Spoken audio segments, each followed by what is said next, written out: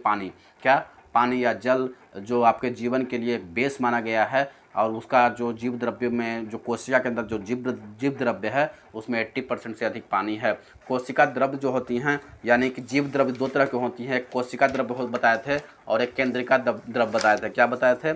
एक कोशिका द्रव्य बताए थे और एक केंद्रिका द्रव्य बताए थे। कोशिका द्रव्य जो होती हैं, कोशिका को सूखने से बचाता है। क्या? कोशिका को सूखने से कौन बचाता है? तो कोशिका द्रव्य बताती है, क्योंकि कोशिका द्रव्य के अंदर क्या है? पानी है, जल है। तो कोशिका अगर जल नहीं रहेगा तो वो सेल्स क्या होगा? सिकुड़ जाएगा। वो सेल्स क्या होगा? मर जाएगा, क्योंकि पानी ही आपके जीवन, आपके सेल्स को बचाए हुए है। अगर पानी की कमी होगा तो निश्चित तौर पर आपके सेल्स डैमेज हो जाएंगे, बेकार हो जाएंगे।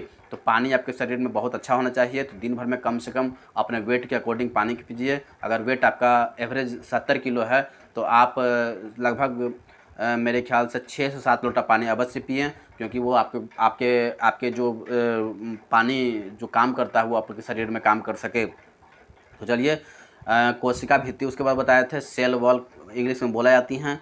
ये सेलुलोज के बना होती हैं और केवल पादप में होती हैं, प्लांट में होती हैं, जो पेड़ पौधे को सुरक्षा पहुंचाने का काम करती हैं। जीवाणु भी एक प्लांट है जिसकी कोशिका भित्ति पेप्टिडोग्लाइकेन की बनी होती हैं। कवक की कोशिका भित्ति काइटिन की बनी होती हैं।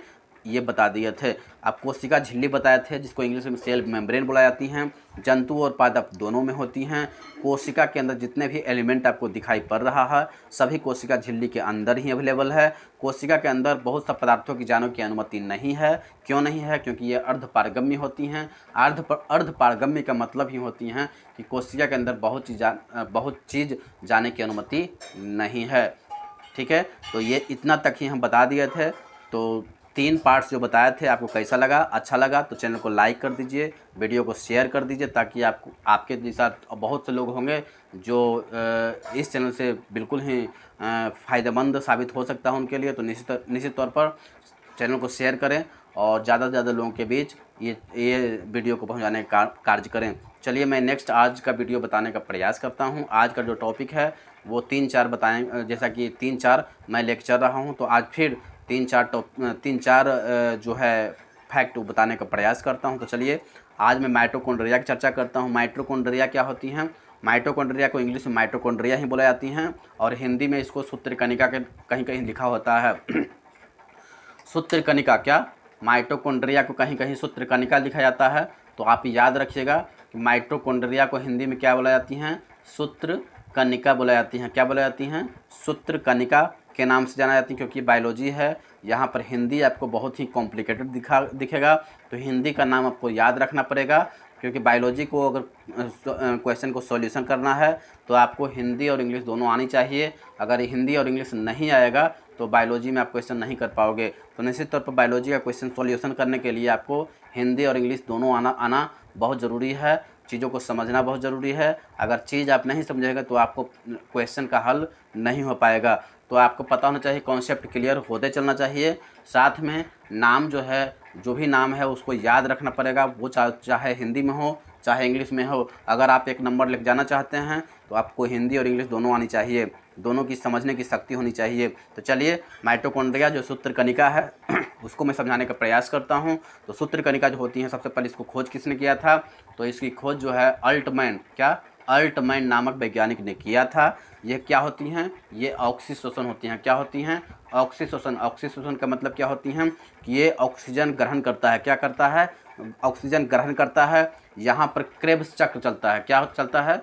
क्रेब्स चक्र। क्रेब्स चक्र के फलस्वरूप एटीपी और ग्लूकोज बनता है। ठीक है, जो हम भोजन खाते हैं वो भोजन से एटीपी और ग्लूकोज में कन्वर्ट करता है। ये एटीपी और ग्लूकोज में कन्वर्ट कौन करता है? तो माइटोकॉन्ड्रिया। क्या? माइटोकॉन्ड्रिया, जिसको हिंदी में सूत्रकणिका के नाम से जाना जाता है, और हमें ऊर्जा मिल जाती है। क्यों? क्योंकि जो हम खाना खाते हैं वो पचता है, पच के जो रस बनता है, उसके बाद ये एटीपी और ग्लूकोज में कन्वर्ट करता है, उसके बाद हमें ऊर्जा मिल पाती है। तो इसलिए ऊर्जा मिलने के फलस्वरूप इसको क्या बोला जाती हैं? ये कोशिका का पावर हाउस भी बोला जाती है। याद रखिएगा, ये क्वेश्चन पूछा जाता है कि कोशिका का पावर हाउस किसको बोला जाती हैं? तो आपको पता होना चाहिए, माइटोकॉन्ड्रिया सूत्रकणिका को बोला जाती हैं कोशिका का पावर हाउस, या इसे और बोला जाती है हिंदी में क्या बोला जाती हैं? शक्ति गृह भी कहीं कहीं लिखा होता है, तो आपको दोनों याद रखना है, शक्ति गृह को भी याद रखना है और पावर हाउस को भी याद रखना है। तो क्योंकि इससे क्या होता है, एटीपी और ग्लूकोज मिलता है जिससे एनर्जी मिलती है, और एनर्जी जब ज़्यादा यहाँ पर मिलती है तो इसी को बुलाई जाती हैं कोशिका का पावर हाउस या शक्ति गृह के नाम से संज्ञायित किया जाता है। तो माइटोकॉन्ड्रिया के बारे में मेरे ख्याल से समझ चुके होंगे।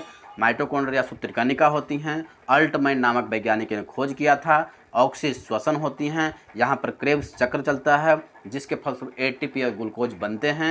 एटीपी ग्लूकोज बनते हैं जिसके वजह से हमें एनर्जी मिल पाती है, और एनर्जी मिलना, बहुत सा एनर्जी जब मिल पाएगा तो इसको कोशिका का पावर हाउस के नाम से संज्ञा दी गई। और कोशिका पावर हाउस का ही मतलब होती हैं शक्ति गृह, यानी कोशिका की शक्ति गृह किसको बुलाती हैं, तो माइटोकॉन्ड्रिया के नाम से जाना जाता है।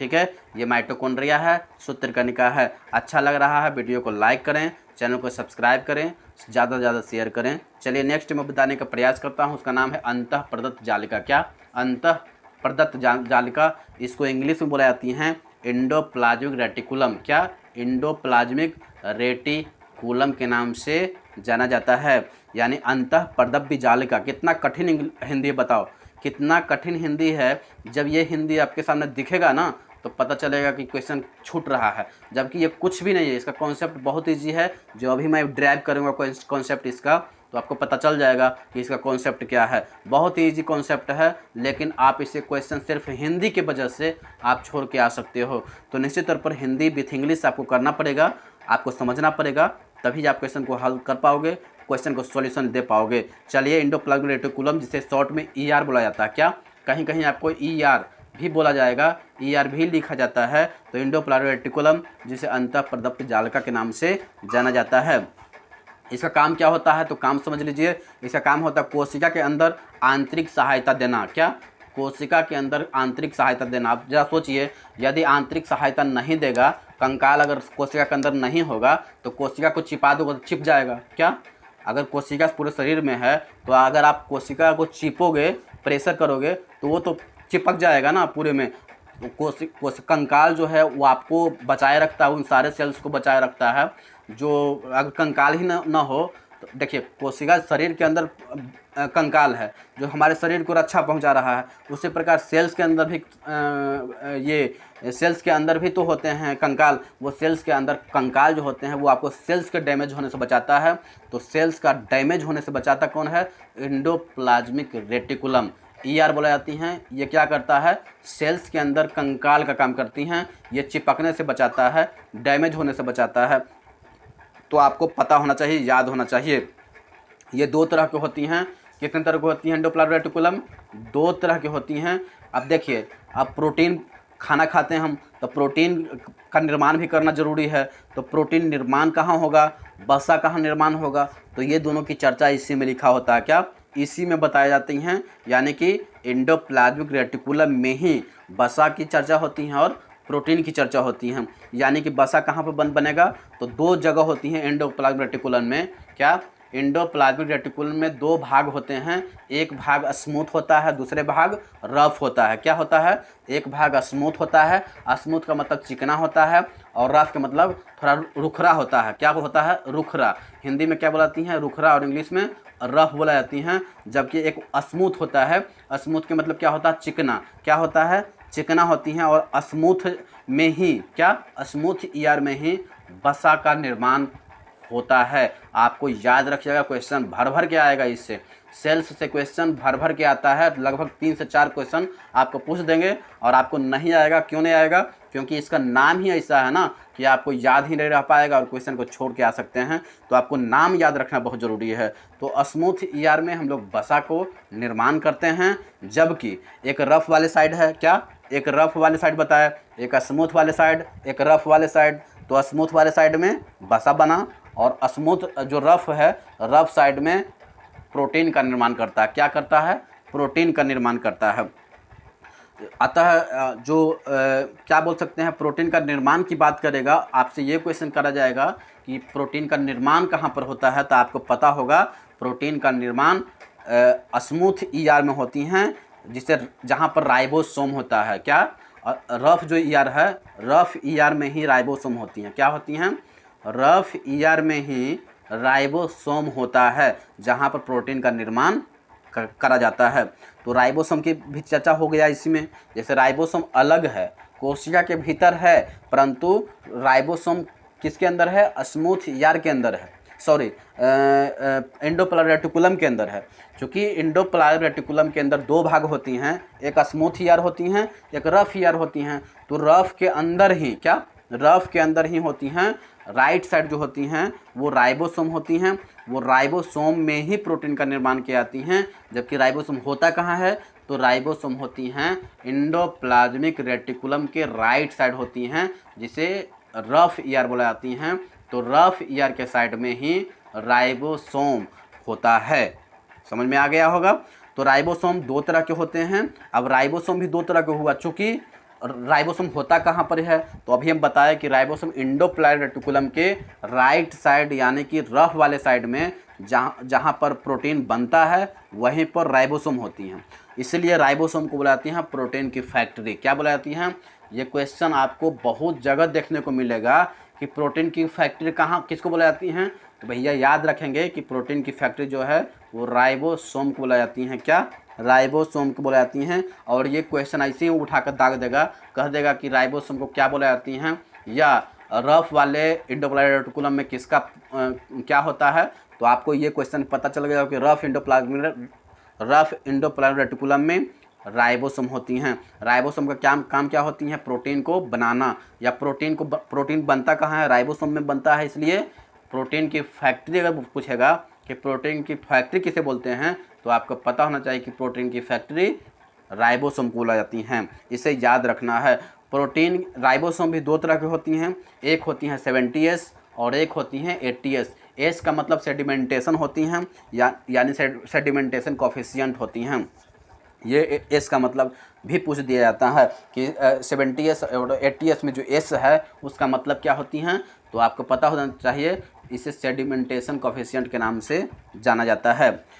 अब राइबोसोम के अंदर दो चीज़ भी अवेलेबल होती हैं, एक होती हैं 70S और एक होती हैं 80S। देखिए 70 छोटा है तो छोटा में होगा, और 80 बड़ा है तो बड़ा में होगा। मतलब कहने का मतलब है जीवाणु विषाणु ये प्रोकैरियोटिक होती हैं। क्या होती हैं? जीवाणु हुआ, विषाणु हुआ, या फिर कीटाणु हुआ, ये सारा क्या है? ये एक प्रकार के 70S राइबोसोम के अंदर आता है, क्योंकि ये प्रोकैरियोटिक होता है। क्या होता है? प्रोकैरियोटिक होता है। तो प्रोकैरियोटिक ये क्या होती हैं? हल्का होती हैं, और ये प्रोकैरियोटिक कोशिकाओं में पाई जाती हैं। प्रोकैरियोटिक में क्या है? छोटा छोटा जीव है, जैसा कि आप विषाणु देखे होंगे, जीवाणु, ये सब जो जीव है वो उसमें क्या होती हैं? प्रोकैरियोटिक होती हैं। इसमें 70S राइबोसोम होती हैं। इसकी चर्चा हम आगे करेंगे, डीप में करेंगे। तो आगे बढ़ते हैं आगे। 80S होती हैं। 80S भारी होती हैं, बड़ा होती हैं, क्योंकि ये यूकैरियोटिक होती हैं। यूकैरियोटिक क्या है? मानव हुआ, स्तनधारी हुआ, जानवर हुआ, ये क्या हुआ? 80S हुआ। और प्लांट भी बोल सकते हो। प्लांट भी क्या होती हैं? प्लांट भी आपका यूकैरियोटिक होती हैं। क्वेश्चन पूछा गया है कि प्लांट में कैसी कोशिका होती हैं, तो आपको याद होना चाहिए यूकैरियोटिक कोशिका प्लांट में पाया जाता है। तो आज के लिए इतना ही छोड़ देते हैं, चूँकि